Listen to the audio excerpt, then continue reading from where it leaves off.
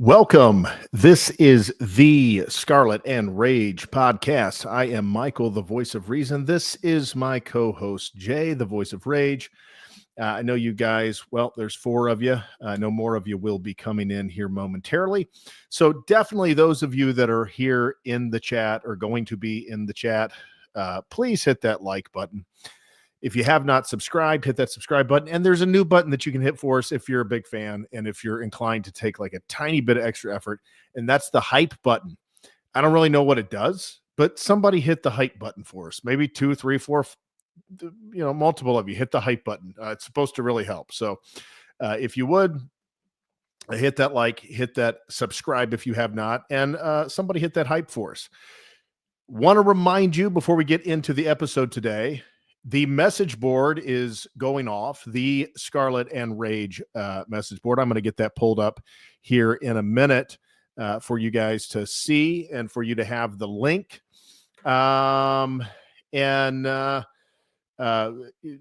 We've got all kinds of conversations going on that.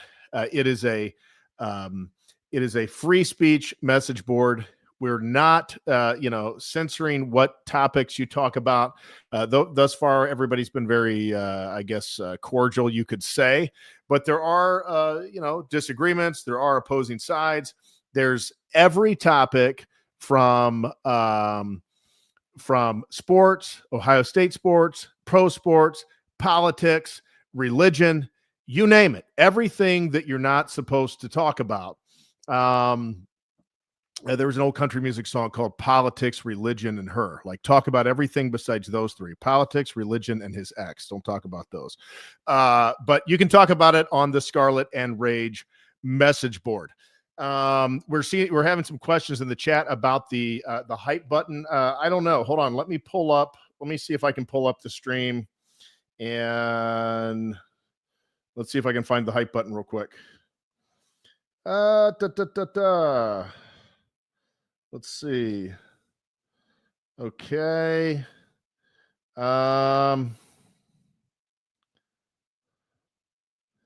Maybe there is no option to hype it like when it's live. That may be after it gets posted. I think what happens is you've got the comments for those who are commenting after the fact. If you swipe over, you've got the hype button and you can hit hype. If you swipe over again, you can watch the comments in the chat as they happen live. So I think those are the three different options that you have now.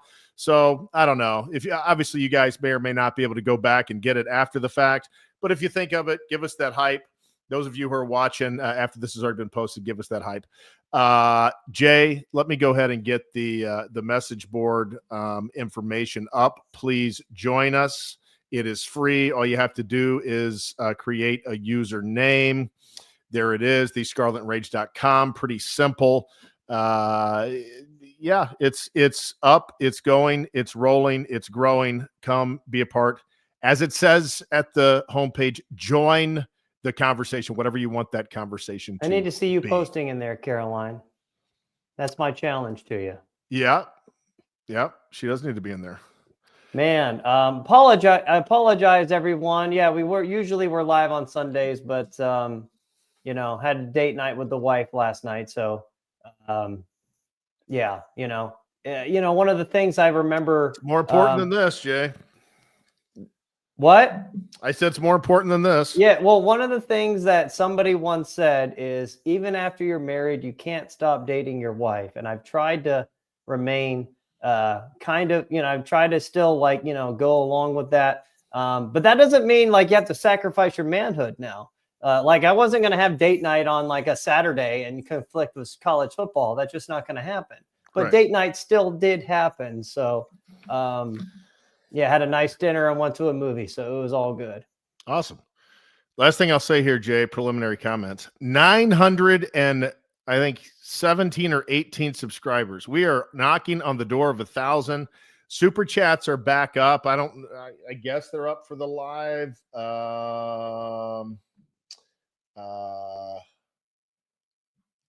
I don't know. I can't watch this thing and do the show at the same time. I think they're back up for the live. I know they're back up after the fact when they're when you can just hit a thank you or hit the super chat. So super chat should be back up, but help us get monetized for that 1,000 mark so that there can start being ad revenue. And then I think it changes. You get a little extra boost in the algorithm when you hit 1,000 subs. So help us get there. Not that far away. Just one more surge. All right, Jay. All kinds to talk about. You've got a schedule that is shaping up to be not very tough. One of the easiest Ohio State schedules in the last at least few years. We have gotten those easy schedules, certainly at times over the last 15, 20 years, depending on how the Big Ten has been and what kind of draw we got. This year, certainly shaping up to be that. We'll discuss that. We will discuss the game. Kind of what we see with the Buckeyes. Are they still the number one team in the country? Obviously, Miami goes down. Is there anybody else looking as strong? Is there anybody else looking like they can make the case? Buckeyes are not perfect for sure, but good grief, I don't think any team is as I look back out across this college football landscape. But we'll break it down in detail. Where you want to start? You want to start with the Buckeyes themselves, this trip to Madison. And excuse my voice. I am actually getting over a cold myself. It's still kind of lingering. So we'll just have to make do. But, Michael, I think we should just break down this Wisconsin game some. I guess first and foremost, you kind of feel for Wisconsin land. Luke Fickell really sucks. They were chanting "Fire Fickell," deservedly so, during the game. That guy just is not a good football coach. I don't know. I don't want him back here at Ohio State unless he is maybe a defensive line coach, but nothing more. I don't want him anywhere near the defensive play calling at all. No. We've played that little game before, and he was terrible. He was Coombs level of defensive coordinator bad. Don't want him here. He's a great recruiter, but that's it. He's a great recruiter. I know he did well at Cincinnati, but again, that was when they were in the American Conference, I believe. They're just no. I don't think he'd have near the success in the Big 12. I tell you that if he were still at Cincinnati. So don't want him here unless he's just going to take over for Larry Johnson. I would absolutely sign off on that. But other than that, yeah, just feel bad for Wisconsin. Luke Fickell needs fired. And my God, man, so many coaches are on the verge at big programs of being fired right now. I know that's kind of a sidebar, but you have Fickell, you have Mike Norvell at Florida State. Hell, Billy Napier just got fired by Florida. We have James Franklin being fired. It's firing season midway through the year, man. These programs just can't hold on until the end of the year, I guess, right? Yeah. That's an interesting thing. I don't really know exactly why. I don't blame him, I don't guess, but I don't know if firing Franklin on the front end of the season, I don't know if that really helped anything. I think maybe they could have given it a chance to see if he could have righted the ship and gone 8-4 and then fired him. Now it's looking like it could be really bad, but I guess in the grand scheme of things, it doesn't matter. There's going to be plenty of coaching jobs open out there. I don't know who's going to fill them. We can talk about that at some later date, but yeah, a lot of opportunities out there, things coming open. I was behind on that. Florida fired Napier. I missed that somehow, I guess. Yeah, they fired him yesterday, actually. Oh, okay. Yesterday afternoon. Did Florida lose over the weekend? No, that's the interesting part. They won. I thought they won. That's why they won their game. So I don't know. They were flirting around with it for the longest time. I guess they decided to pull the trigger and they just couldn't take it anymore. And I don't know. I wish there were some middle tier Big Ten teams that, held the same standard as Florida, but oh well. As we get before we get deep into this Ohio State game, what do you think about the Vrabel chants at the Tennessee game there, Jay?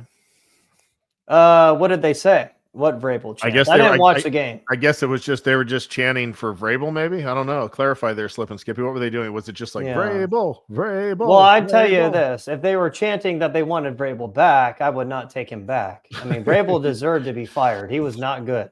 He underachieved. Didn't want him. Again, we have gotten worse since then, but I would rather be, strangely enough, Michael, as a Titans fan, I would rather be in the bottom 3 or 4 teams in the NFL and getting a high draft pick every year than stuck in purgatory of 8-8, 9-8 now, I guess, since they play 17 games. Like that is the worst. You're not competing for Super Bowls, but you're also not competing for getting your team better either. So it's like, they needed to get worse. They needed to get worse to completely start over. Vrabel sucked. He had his chance, and in every playoff, every playoff outside of 2019, the guy just completely fell on his face. He wasn't a very good coach, and I'm glad he's gone. Fuck Vrabel. That's really all I'm going to say. We're 10 minutes in. I can say fuck now. So fuck him. Michael, let's start. So let's get into this Ohio State game because, we have a decent amount to cover here. Offensively, I've kind of now, I'm thinking like it makes me uncomfortable a little bit. And I talked to you briefly about this on the phone yesterday. I guess we'll call this the Julian stay-in question. Mm-hmm. I mean, what is this guy? What is he really? Because everywhere around the country thinks he is like, Jesus Christ reincarnated right now. It's a little uncomfortable how much praise he's getting. I will say this. When I watch him play, I think he's the best passer in Ohio State history and the country for that matter, everything under 25 yards. But that's kind of where it ends with him. And I'll get into more about that. But I mean, Michael, what do you really think? What is it really? What do we fucking have with this guy? Because I'm kind of like, I'm much more negative than you, but let's hear your thoughts first. All right. So I really like Julian Sand. I think that we're starting to see a little bit more and more out of him as time goes on. And by that, I really just mean we're starting to see him get to take the offense a little more. We're starting to see him get more opportunities. And I still think we should see more downfield opportunities, but I like everything that I've seen out of him so far. He is not perfect. He doesn't have that big playability with his feet. It does not appear like you're gonna, kind of over pursue him or pocket's going to open up and Julian Sand's going to get 25 or 30 yards. So he doesn't have that. We really haven't even seen him much scramble for first downs if needed. Now, I'm not saying he can't. I'm just saying we haven't really seen that through 7 games.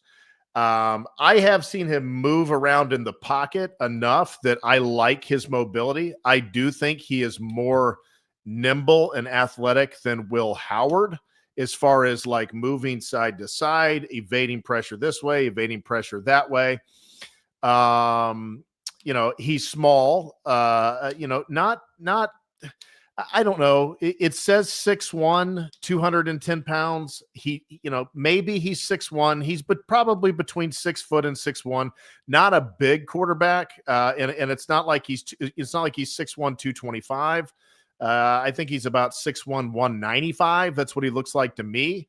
It'd be very hard for me to believe he's going to take all those pads off and he's going to be over 200 pounds.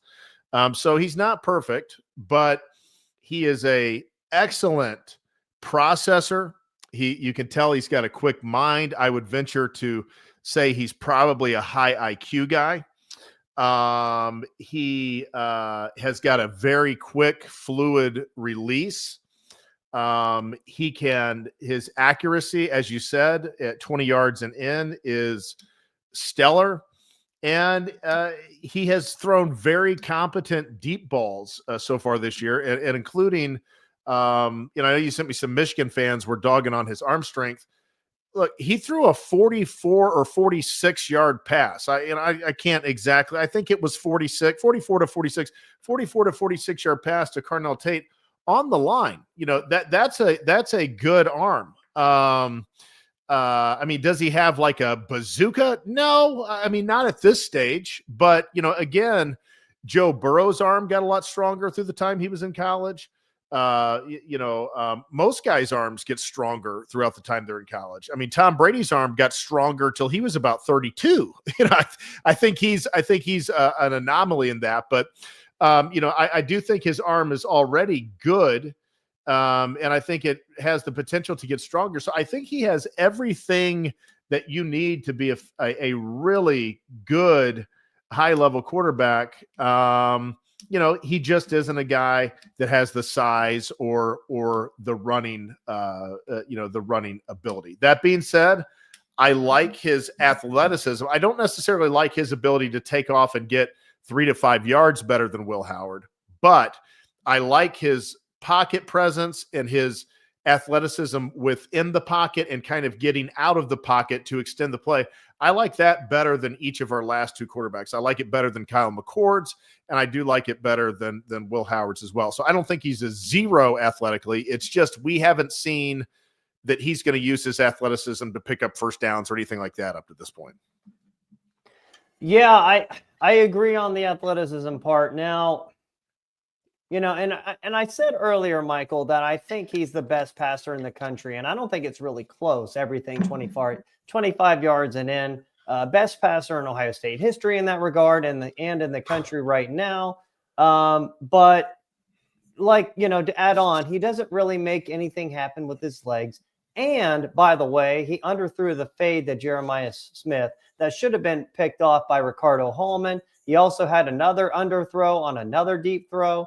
The size, it kind of comes into effect. I understand it didn't happen too often, but 2 times on Saturday, he had passes tipped. And I believe he's only 6 feet tall. I know he's listed as 6'1". I do not believe that. I think he's about 6 feet tall. Some people are trying to say Ohio State has been throwing downfield. The only game I remember them throwing downfield, Michael, was against Minnesota. It wasn't there versus Washington. It wasn't there versus Illinois. And it wasn't there. I mean, they tried against Wisconsin. I guess give them credit there, but it didn't succeed is what I'm saying. And again, I don't expect perfection out of this guy, but I do expect the ability to accomplish all tasks for an Ohio State level quarterback. And I don't see that with him. He just, all things considered, when you factor in the running, you factor in his size, you factor in his accuracy, his arm strength, he looks average to maybe above average. And again, they are using him like he is an above average quarterback. You don't use CJ Stroud or Justin Fields like this, or Dwayne Haskins. They were legit NFL quarterbacks. So that tells me that Ryan Day looks at him and he's like, I don't know that I see an NFL quarterback here. People are just so enamored that he has such a high completion percentage. But again, they are on short throws. They are making it easy for him. Of course, he's going to look good there. Yeah, he's had a couple really nice throws, but at the same time, he's had some receivers really bail him out with some amazing catches. Carnell Tate especially bailed him out. Now, Jeremiah Smith, he kind of offset there a little bit. Jeremiah Smith hasn't been performing as well this season. He should, even though that pass was underthrown, he should have caught it, and he dropped it. First, a top 5 overall pick, number 1 receiver in the NFL draft, should be making those catches, not dropping them. And again, when I think of Julian Sayin in the way that the crowd and America is reacting to him, I believe that, I see like Ty Simpson at Alabama, honestly. Like the way people are talking about Julian Sayin, I see with Ty Simpson at Alabama. That is a guy, when I look around the country, Michael, Ty Simpson at Alabama, that's a guy who can literally do it all. He's got nice size. I think he's like 6'2", 6'3". He can run. He's got a good arm. He throws people open. He looked much better. I know Julian Sayin passed for more yards and had a higher percentage, but Ty Simpson just passed the look test better against Wisconsin. And again, we can compare those games. They were the same team. Alabama wasn't home, but at the same time, I mean, Ty Simpson just looked a little better. And those are my thoughts of Julian Sayin. I need to see more. And Ryan Day's got to use them more to his, to add on. Ryan Day's got to use them more, Michael. I don't know what else to say. It's a little concerning, but I'm not jumping completely off and abandoning ship yet. I'm concerned. Well, let's we'll get to that here in just a second. Shane Johnson just subscribed, been lurking for weeks. Welcome, Shane. When you run the spread option, James W., we need a quarterback that's a threat to run. If you don't, the run game's easier to stifle. Has to pull the ball. At least shows willing to do it, run two or three times a game. Yeah, I agree. I think some of that has been Ryan Day's instruction. Now, didn't he pull it for like 8 yards against Wisconsin? He did. He pulled it for like 5 or 6 yards. He did. Yeah. And he looked like, somebody who doesn't have great athleticism. Yeah. But I mean, you don't have to. You just have to show that you can do it, because like defenses aren't going to keep giving up free 5 to 7 yards. So, I mean, if the quarterback is taking that 2 or 3 times a game, just enough that it's in the defense's head that they can't fully abandon that, then, I think that's all you need, especially with Ryan Day never showing that he really wants his his quarterbacks to run all that much. I mean, the thing is, it's like he's 6 feet tall, 210 pounds soaking wet. It's like you're running too much, you're going to risk getting him hurt. He's not exactly. Will Howard, that's 6'4", 230 pounds. Like Will Howard could. I don't think he's 210 pounds. I wish he was 210 pounds. I'm 220 to 224 pounds. That's kind of where I waffle between. There is no way he's only 10 to 12 pounds less than me. I mean, even if his body fat is 9 or 10% and mine's 17% or something, he still isn't going to weigh within 10 pounds of me. He's too thin, and he's small framed. He doesn't have a broad frame. You can be 6'1". Put him in like one of those DEXA scans. You know what those are? Mm-hmm. Then we would know. Right. Yeah. Well, he's not a big frame guy. I mean, you could be 6'6" and be thicker framed, and it makes a difference. He doesn't have that. He's not a Troy Smith that's 6 foot 215 and solid. Like he's not. Yeah, that is true. He's a thinner, smaller frame type of guy. Just as long as he's not Troy Smith, who got fat and played fat versus Florida. Yeah, he sure did.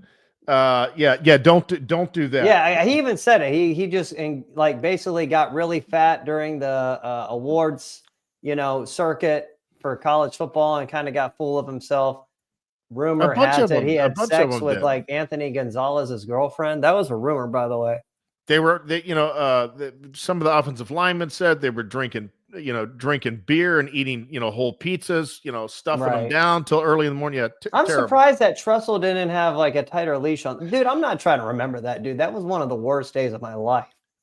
Jay, let's forget that. Yeah, Jay, good God. I knew that you're negative on saying, as far as like, well, I don't want to say that I'm negative. Well, I have concerns. I'm not trying to rage here. He's just racking up stats on short passes, but hey, he has to get more opportunity, because I looked up this stat for you today. Do you know what Julian Sane is on attempts over 20 yards? Do you know what he is? He is 12 of 14 when he attempts a pass over 20 yards. That's 86%. When you are throwing 86%. You found this? Yes. When you are throwing 86% on balls beyond 20 yards, why are we not throwing more balls beyond 20 yards? Man, I don't know. I swear I have seen with my own 2 eyes that he has had more incompletions than that on deep throws. Or maybe the receivers that actually, now that I think about it, I think the receivers are making some of those catches and they're bailing him out on underthrows. That's exactly what it is. Well, but I mean, he's not like dramatically underthrown. I mean, he might be throwing a 50-50 ball where the receiver's got to come back this way or stuff. But I mean, that's why he's got the good receivers. And if you put Porter and Graham in there more and get Brandon Ennis off the field, like if we can quit trying to get Brandon Ennis touches and we are wasting touches with Brandon Ennis and at times the running back from Texas. Yeah, I guess if we want to touch on the wide receivers now, dude. Yeah, Quincy Porter, my God. Wow. Amazing. I don't know what else to say. He passes the look test. I said it myself, and I was like, nah, he can't play in the slot. Now, I don't know where he was when he caught that slant and turned it upfield, but I think he might have been in the slot. And if that's the case, holy shit, man. Okay, maybe he can play the slot, so Yeah. maybe he can play the Z. I mean, I don't know. But man, he looks impressive. Mylan Graham, smooth. I mean, he caught that pass on the sideline. Yes, Brandon Innes got hurt. I was hoping he would not come back in the game. I'm like, just stay out, man. You're just stay. Honestly, dude, be like the supervisor of morale. The guy back in the day for North Carolina, Caleb Presley, who was like the supervisor of morale, and he just kind of wore like jerseys and stuff and cheered the team on. Brandon Innes can be that guy. Just be on the. You can be Captain Buckeye from the sideline, man. Hype people up, but just stop playing. Like, why are we doing this? So yeah, the receivers, again, they're the best receiving core in the nation. I don't think there's anything to really say much there. But moving on to the running backs, Michael, and there was some positivity to come out of the running game, and the positivity is Isaiah West our best running back? I think he shows promising complement to Bo Jackson. I mean, Bo Jackson might have a little more pop straight on, and West may have a little bit more shake and wiggle. But I think it's clear that those two young guys have got to be getting all of the reps. You got two of them now that can do it, and they're a clear cut above anything else you got. There's just no reason to keep wasting yards or wasting carries with Donaldson. Why do I keep forgetting his name? I feel bad for the kid. He's just not Peoples. Yeah. I was, Peoples and Donaldson, they're just, Donaldson is what he is. He's a senior. He was not an Ohio State level back. He's like a value pick. He's like that utility player that the Yankees used to pick up back in the day that, might get a big pinch hit for them, in the playoffs, but, not really an exciting player. I mean, that's Donaldson. And so you've got two backs that, are looking very promising and both very, very young. And I think you got to go with these guys, man. And they're both true freshmen, which is awesome for the future of Ohio State football. And I know you said Isaiah West is more of a scat back. I don't know that I believe that. He actually ran with power, Michael, and ran a Wisconsin defender over. He did not go down on first contact, which is great. That's what you want to see. So I don't think he's a scat back. Yeah. I think he's got those big, thick legs. I just think right. Yeah. Jackson may be a little bit more of a hammer. I mean, I don't know. I haven't seen enough of the two to know, but he definitely does have a little bit of shake to him, and a little bit of wiggle. Bo Jackson has been steady and he's been solid, but he hasn't really been like good since the Ohio game, and Ohio's in a MAC team. So it's like, he was been our best back, but he's just solid. I mean, maybe Isaiah West provides us at least another solid to maybe above solid running back. And now if you have Isaiah West and you have Bo Jackson and CJ Donaldson, who I don't think is bad, I think he's serviceable and he does what his, job entails. You have a nice trio there, a very, very nice trio. And honestly, a trio that around college football, how many other teams have a trio of that caliber? I'm not sure that there is a team out there with a trio of like along those lines. And I'm being serious. Yeah. I'm being positive, Jay, today, by the way. Yeah. Yeah. I agree. So now, we have not seen good things on the offensive line. Oh, yeah. I was about to mention that. Oh. Yeah. Slip and Skippy says Bo Jackson seemed to be injured as well, getting flashbacks from the 2023 season with the running backs. What happened that season? Were they hurt a bunch of injuries that season? Is that what happened, or what was the deal there? 2023. I just remember our offense was just, kind of above average. It was kind of like this year's offense. It kind of reminds me of this year's offense, to be honest with you, considering Brian Hartline was calling plays then, he's calling plays now. I don't know, man. There's similarities for sure. I think some of the problem maybe More than some is our O-line isn't blocking well up front on running Yeah. plays. Yeah, So with the true. offensive line, Michael, man, dude, I will say this. I think Tegra, your boy Tegra Shabola from your neck of He's the woods, playing really bad. he just needs bench, man. Yeah. Like, no good. He's giving up false, he's false starting, giving up sacks. He struggles. And it's so weird that he's a guard, but like he struggles with those guys that quick twitch. And like if he can't get a hold of them, like he is getting beat. Now again, our right tackle is suffering the same thing, man. The right side has really struggled. Where is Ethan Onyanwa? Like Josh Padilla, while he, graded out and he's playing well, he's undersized, in my opinion, to be an Ohio State offensive lineman and has a low ceiling. You expect somebody like him to be able to line up against Georgia and Alabama and Texas A&M and actually fucking hold up? I don't know that I believe that, man. I don't. I think we could be in really big fucking trouble along the offensive line.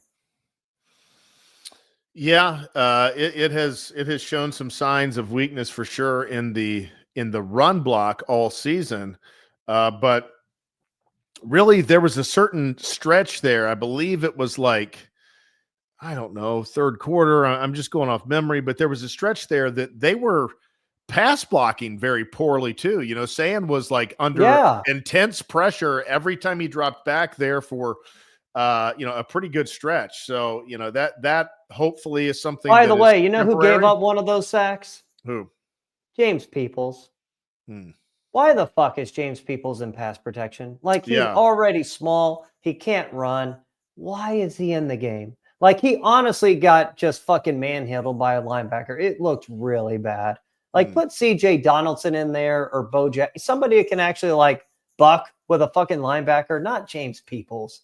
Like, have fucking common sense. Like, this motherfucker is bigger than this motherfucker. Mm-hmm. So this motherfucker should be fucking playing just so he can actually, like, stand up a fucking linebacker. Like, what the fuck are we doing? Like, I'm not trying to be mad, and I'm not trying to raise my voice. That's certainly where Donaldson comes in. That's not where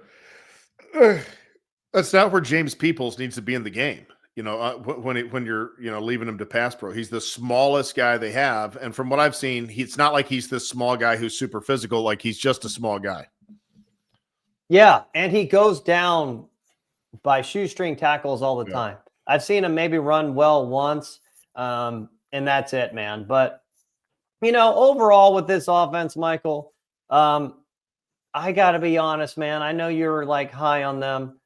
I just, I think it's actually kind of a pretty boring offense. There's nothing downfield, everything short, check down routes makes it, it's a struggle to put up a lot of points. And, and one thing that people aren't mentioning enough, it really gives Ohio State a small margin for error on a lot of drives. People are wondering why we don't put up a lot of points. Well, we don't, we're not really stretching the field and giving ourselves like more possessions. You're not going to have many possessions when you're taking so much time going down the field. I know a lot of people are like, oh, they only had this many possessions. Oh, yeah? Well, it's because they fucking ran like 8 or 9 plays and then like missed a fucking field goal. That's why they lack the quick strike element, and everything is slow and methodical. I would like for Ryan Day to call the offense back like how he did in 2021 and 2022. The problem back then wasn't the offense. I was actually pretty happy with the offense. The problem back then was,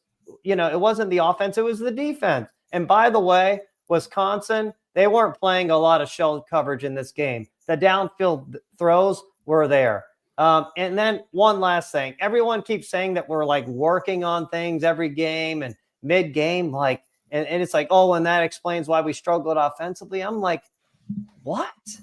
The goal is to fucking score touchdowns and put a team away. You don't start working on shit until you have a sizable lead. You don't work on shit like on the second drive. Like, what the fuck are these people talking about, man? Like, I don't know. I'm just not impressed with this offense. I mean, I guess we'll talk, the major question is going to be, is our defense good enough to carry an above average offense to a national championship? Yeah. I don't know. I don't know. And we'll talk more about that in a minute, but that's my thoughts on the offense. Michael, do you have anything else to add? Yeah. I mean, I don't really think we're probably working on things. I think that from what I've seen, Brian Hartline is just kind of a clunky play caller. And I'm not saying that I've totally like 100% saying like, oh, he can never figure it out, this, that, and the other. I mean, yeah. I mean, he could. I mean, this is like a year and a half basically that he has called plays. So I'm not going to say that like he's reached his peak at this point as a play caller. I just don't even have that much confidence when he is the offensive coordinator that he's actually calling all the plays. I feel like Ryan, I haven't heard whether Ryan Day's getting involved, but with a Chip Kelly or with O'Brien, who was before him, who never, he never stayed. He went to Boston College. With a guy like that Day is not bringing in like big boys, like grown men coaches, so that he can be over their shoulder and call their plays. I don't have that faith in him with Brian Hartline, but that's neither here nor there. The bottom line is when Brian Hartline has been in the OC position, we've kind of seen this predictable, boring, kind of clunky, like never quite getting in rhythm. It doesn't seem like, kind of getting in rhythm in spurts and then never going back to that. I don't know. I mean, I'm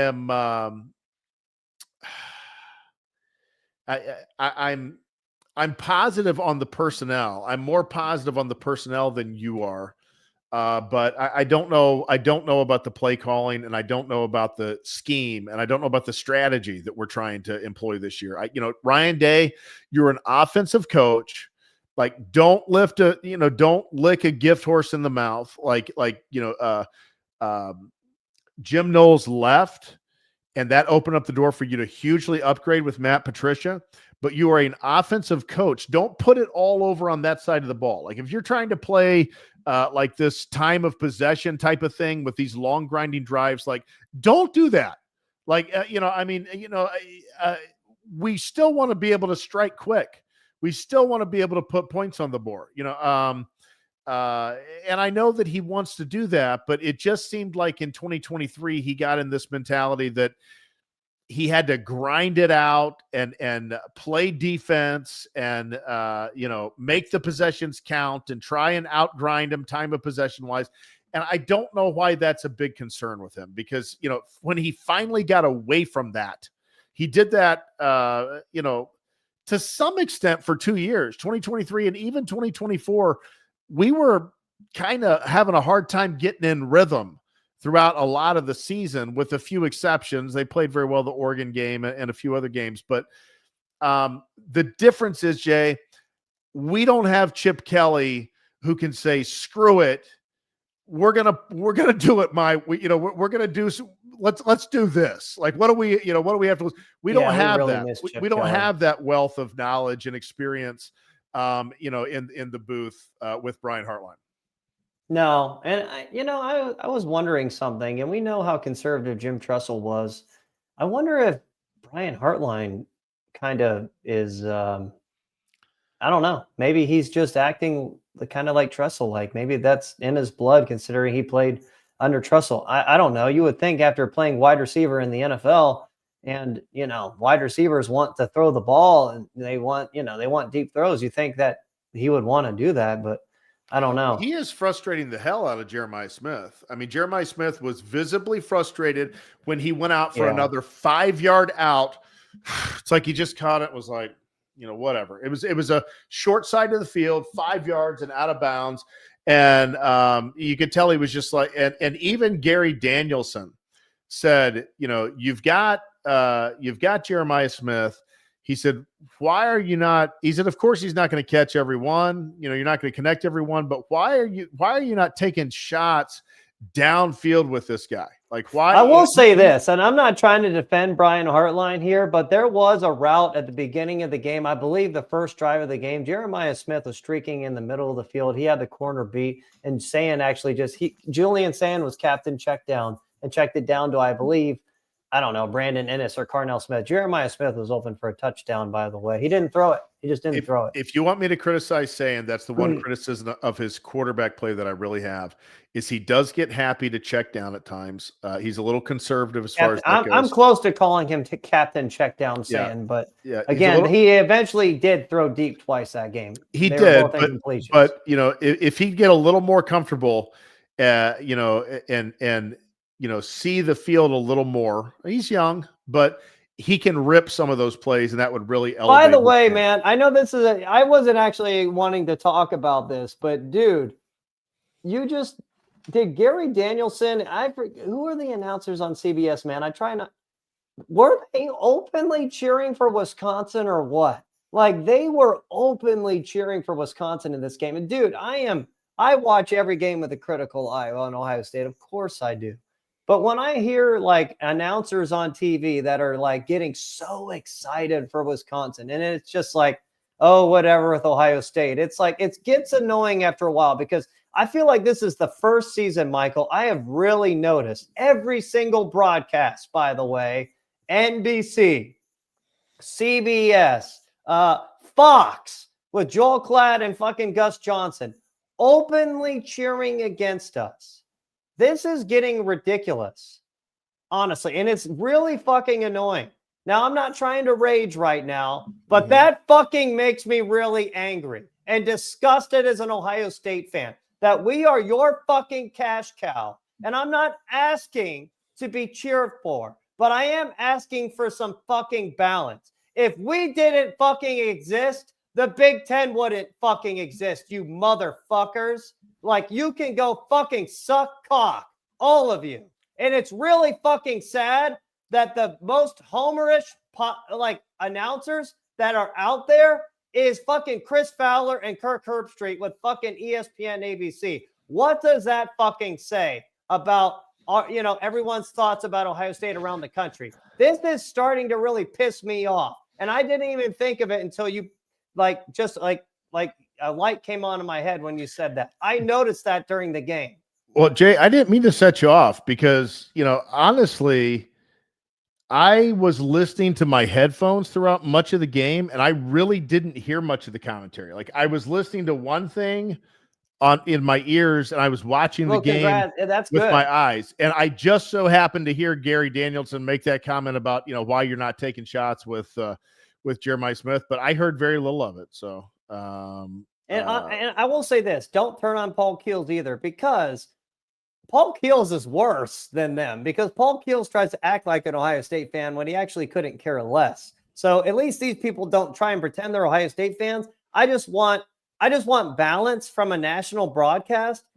Every single broadcast we've played on every channel the last couple of weeks. We played on CBS, played on Fox, we played on NBC, and they all cheer against Ohio State. The only person, I guess, outside of that doesn't cheer against Ohio State is Todd Blackledge. He's the only one, because the play-by-play guy, I feel like, he does cheer against Ohio State in that announcing crew. Yeah, Todd Blackledge has always been very fair. He's definitely a dyed-in-the-wool Big Ten guy, and he's one of the few, nationally who has kind of stuck with that. I think we talked about that a bit back. Yeah. Defense, we don't have to spend any time here. There was really nothing to learn other than this. I want to give Matt Patricia credit. I was very critical of him with the zone and stuff, and I just didn't like the zone. There's no reason to be playing zone against shitty, slow teams like Wisconsin or Illinois. Michael, I think it was after the first quarter, he went man coverage after a completion or two and brought extra pressure, and then Wisconsin was done for. There was honestly, Michael, I would keep it simple the rest of the year. There is absolutely no reason to deviate from that the rest of the year. People can prepare for that scheme all they want, but they cannot prepare for the athletes that Ohio State has, and that is how you use them. You cannot prepare for Arvell Reese. You cannot prepare for Davison Igbinosun, Caleb Downs, Devin Sanchez, the length, the speed, the athleticism. You can't prepare for it. And if Ohio State uses them, it's like, our guys are better than your guys. And that is it. Keep it simple. Get after them.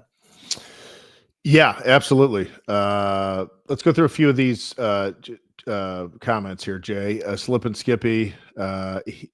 Gus Johnson is so bad now since he had his incident on TV. What incident did he have on TV? Yeah, I'm curious. I don't know what that Got is. it. Some more Gus and Joel hate. Gus and Joel are so annoying. Platt was okay, but he sucks, man. He was does. openly cheering against Ohio State. He's been doing that for a couple of years now. I feel like it's just if Ohio State was in the Big Ten, it'd be the ACC or the Big 12. I think we would go independent. Agree with Jay on the disrespect of Ohio State through the commenters. It is annoying, man. It is super annoying. Or the commentators. Oh my God. Yeah. You know what also is annoying, Michael? Our What? special teams. It is a disaster. It is annoying. Like did you Leroy Roker? Can you believe he missed a tackle on a fucking punter? Like, the missed field goals, the punting. I will say this. It is concerning that Leroy Roker was actually getting meaningful snaps on defense and he missed a tackle on that fucking punter. I don't really have anything else to say about special teams other than it's no good. A kickoff coverage is good, and that's it. That's where it begins and ends because nothing else is good. And my God, do we need to hire Jim Tressel to just coach our fucking special teams or what?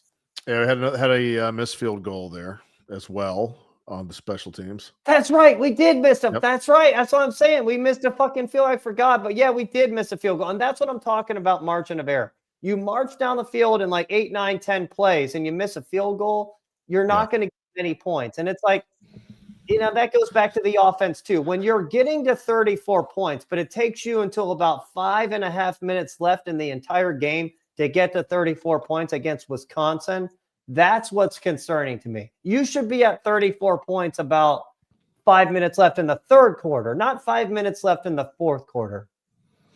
Yeah, I agree. They should have scored easier than they did against Wisconsin. They made it too hard. They made football too hard. And he liked doing this in 2023 where he made it too hard. But one positive, there was the 4th and short from back in our own territory. I don't remember when it was. They went under center, just quarterback sneak. And we were able to get like about 4 yards or 3 yards. So I was pleased to see that we were able to line up behind center because that is the highest percentage thing. If you've got a quarterback who's proficient in finding the crease and you've got an offensive line that is able to get any kind of stalemate to leverage, on the defensive line, then that's your highest. Pull up that comment at the bottom by James W. Yep. So I was glad to see that. With the Buckeyes off this week, Skeels will probably have a big party at his house and cheer on the Bearcats. He's a UC fan, not a Buckeye fan. Okay. I didn't know that. I don't know if he's a Bearcats fan, but I do know he's not an Ohio State fan. I didn't know anything about his background. I just know he's not an Ohio State fan. He doesn't really have any connection to Ohio State or anything like that. Michael, there is a massive problem for Ohio State, though. And I feel like we named a couple problems, but we didn't talk about the biggest problem. And do you know what our biggest problem is? No, I think I do, but go ahead. The biggest problem we have the biggest problem we have, Michael, is our schedule. It's turning out that it sucks.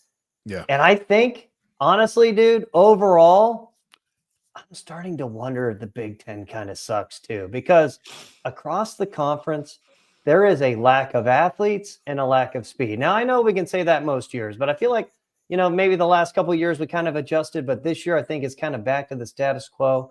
Outside of the top 4 or 5 teams, the talent drop-off is astounding.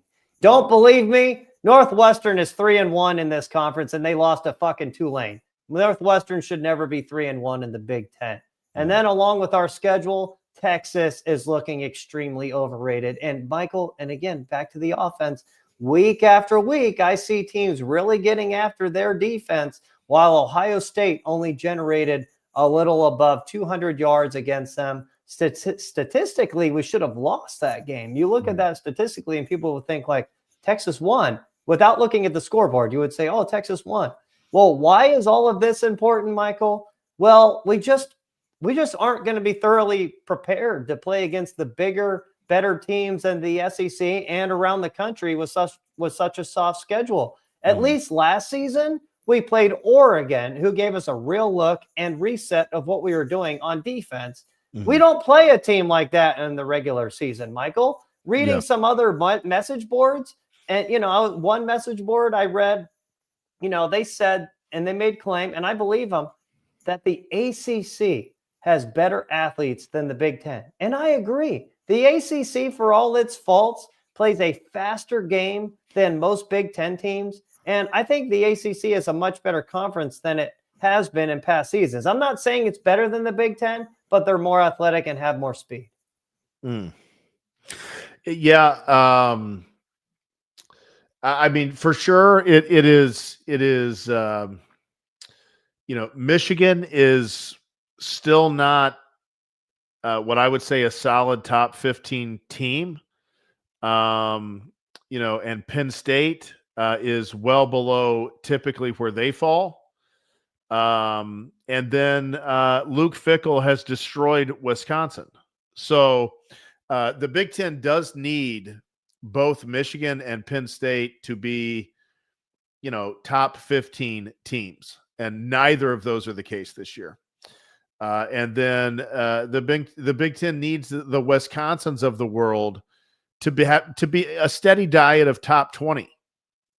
Maybe only every now and then a top 10 or 15, but a steady diet as a top 20, top 25 type team. And it's going to be a challenge at Wisconsin because they've lost the formula. Now somebody's got to go back, and are we going to refine the old formula? Are we going to do a new thing? I think USC is maybe primed to. I don't necessarily mean like they're going to be a top 10 team this year, but in the next couple of years, seems like they're maybe primed to kind of make that move and come up the ladder some, which that would be much appreciated. But with it being what it is, Jay, this is about the easiest draw Ohio State could have gotten. I mean, it doesn't get much easier than this. We miss out on USC, we miss out on Oregon, we miss out on Indiana, and so yeah, it is not a strong schedule. I mean, nobody is going to hear me argue that the Buckeyes are playing a strong schedule this year. No, they're absolutely not. And James W., just FYI, Paul Keels actually did not attend Cincinnati. I just used LinkedIn and looked him up, and on LinkedIn it says he went to Xavier. So again, he is a Cincinnati guy. And Michael, you know the Cincinnati crowd very well. It seems like Cincinnati area really is kind of wishy-washy with Ohio State more, right? Inside the 275 Beltway, you'll find a lot of that. You get outside of the 275 Beltway, which is like 15 miles outside of downtown, it becomes pretty much all Buckeye. But there's parts of Cincinnati itself that are very contrary. They're very contrarian to the rest of the state. They like to do their own little thing. You're outside of the 275 Beltway too, it looks like, right? I am, yeah. That explains it. Explains it. Yeah, man. What is up with that? That's really weird. There's just certain places down in Cincinnati that are like, they're hardcore UC or Xavier or whatever, or they just don't have any interest in Ohio State, and they hate Ohio State fans. They think that we're stupid and that we're arrogant. Yeah, they do. They think we're stupid, like we're buffoons, and we're arrogant. And they just hate Ohio State. I don't get it because I don't hate UC, but I don't know. I have several family members that went to UC. And then it's so interesting. And you said, I asked you this, but the moment you cross that bridge into Kentucky, it's a completely different land. Like literally, it is. Yeah, just a complete different. Yeah, it is. It's a different feel. And you kind of get out into the communities there, and it's a different mindset. It's a different vibe. It's different. Like it is not the same. So I mean, both suburbs of Cincinnati, on each side, but the Kentucky side it's got its own vibe. Wow. Man, next time I go to Cincinnati, man, actually, no, I'm not going to a Reds game. Fuck that. I said I'm not paying any money on that shit. Fuck them. What's amazing, Jay, is like where I live, which we'll say my exit is exit 19. So I'm about 4 miles north. People are going to stalk you, Michael. You better be careful. Okay. Well, I'm 4 or 5 miles north of, it's a big exit anyway. Yeah. I'm 4 or 5 miles north of the Beltway there, 275 Beltway. it's pretty much all Buckeye out where I am. I mean, you have a few UK or Notre Dame fans or Michigan here or there, but pretty much all Buckeye. But you go, like you said, over to the Kentucky side, 30 miles from me, and it's almost no Buckeye. So it's pretty interesting how that how that works that way. Yeah, but to add on to the schedule, man, it's just how are you going to expect Ohio State to be prepared, like I said, for Alabama, Texas A&M, Georgia, or Miami in the postseason? It's really not possible with this schedule. Even with Michigan this year, and I believe right now that Michigan game, it's a 50-50 game, Michael. That game on November 29th, that's a 50-50 game. But even then, Michigan last year was loaded with a full NFL defensive line. They don't have that this year. So we're not going to be prepared for like a team that can only rush 4 and get pressure on us like that. And, be ready for something like that in the postseason. Like we were for Texas. Texas ran the same exact game plan. Now they weren't as talented on defense, but they did run the same exact game plan and we were able to win. Whereas we couldn't, against Michigan. We learned from that loss. I'm not saying that we need to lose a game. I don't want to lose a game, but we need a team that can match us. And while you worry about the Penn State game, and I'm worried about that game a little bit, that, I understand that's 2 weeks away. We have a bye week and Ryan Day is undefeated after buys and this, that, and the other. Knock on wood. Yeah. FYI. Penn State, that is going to be their last game of the year that they're going to be completely locked in. They're going to come out with a new game plan. They're going to be a new team, and they can run the ball. And Ohio State's weakness on defense is run defense. I'm not really calling it it's kind of like Superman. It's like people say he's weak to Magic. No, Magic just kind of affects him the same way as anyone else. And our run defense is good, but it's not great, and they can be ran on. It's just you don't see it a lot because teams are trying to keep up with us. And we're not a dominant run defense. We're good, but we're not 2002, run defense. Yeah. Yeah. I mean, it is concerning that there's not going to be any tests. I mean, they athleticism wise and talent wise, that Texas defense is still, an elite type level, but like, that's it. They're not going to see anything like that, the whole rest of the season. Michigan defense, I think, is going to be good when the time comes, especially there in Ann Arbor. I think it is going to be a good defense. So, iron does sharpen a little iron. And then, assuming they can come through, they will get a Oregon or a Indiana team likely in the, on the turf in Indiana and Indianapolis. And so, they will have a little forging by the time they get to the playoffs. But yeah, I would have anticipated that they would have at least had this Penn State test, even though we don't consider them an amazing test because we've just beat them so often. But still, we thought that they were going to be a top 10, top 12 type team, maybe even top 5, top 7 type team. And they're just not going to shape up to be that. So, but hey, I mean, you can't, there's nothing they can do about it. All they can do is go out and try and take care of business every week. Yeah, no, that's all we can really do. Yeah. And, hopefully again, I will say in a positive note, we are defending national champions and you have to have trust in our coaching staff to prepare. And that's it. I mean, they've seen a lot, they've seen a lot of things thrown at them. Now our players, maybe not, they haven't seen a lot, but the staff has, and you just got to hope that we're in good hands with Ryan Day. I mean, that's really all it is going to come down to, man. Hopefully Ryan Day learned from last year's playoff run. And, after listening to our show and turning everything around and winning the national championship. So there's positive rage again. Well, 7-0, right? 7-0. So where we're at? 7-0. 7-0. Yeah, we're undefeated. Yeah, 7-0. Going into Penn State. Got a bye week this week.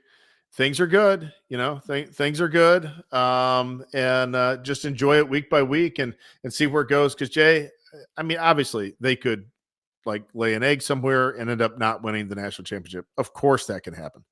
But this team can win a national championship. I mean, they absolutely have what it takes. That if things come together right there at that run in a particular way, they definitely have what it takes to win a national championship.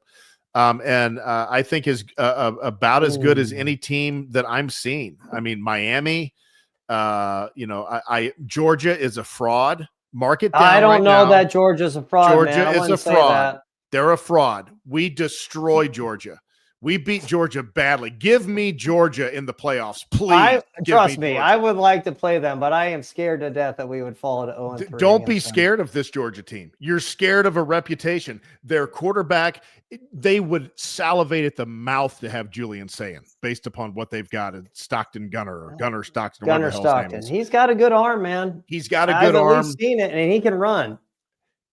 But they don't have any wide receivers. And he doesn't have confidence to try and rip throws. He's very conservative too. A lot of check downs and various things. Their running game is not great. Their defense is bad. Their defense is not good. Like, it's not a good defense. Like, I don't care. You can put the Georgia uniform on. It's not a good defense. But Ohio State's played some bad defenses that only come out with like 24 points. I don't think playing a bad defense matters unless Ohio State is really saving something for the playoffs. And that's really what it comes down to, because Washington is a bad defense. We only scored 24 points against Washington. Illinois is a bad defense. We had 34 points. These are really bad defenses that we're struggling with, Michael. So, and then Georgia's got better athletes than those teams. I agree. But when you put together a bad defense with a offense that really doesn't have anything that strikes fear into Ohio State, it really does not. I mean, I'm not saying they can't put some points on the board, but there's nothing in that offense that's like, oh my gosh, how are we going to contain this? And you put both of those together, I don't think Georgia is a team that can win it. I think Alabama they've got some possibility. And I don't really see a whole lot out of that right now. Oregon, maybe. Indiana, maybe. So, I mean, that's what we're working with. You know, there are no perfect teams. I really wish Auburn would have knocked Georgia off. They were so close to being up 17-0. That would have been the game, but they failed. Well, Ole Miss almost knocked them off as well. But, you know, they didn't. They didn't. Yeah. So we'll see. Georgia's got at least one, maybe two more losses on that schedule. Yeah, but I don't have anything else, sir. Yeah, bye week upcoming. I guess we'll just tune in and, survey the land, and we'll report on it next week. Sounds good. All right. Thank you guys for joining, and we'll see you next week.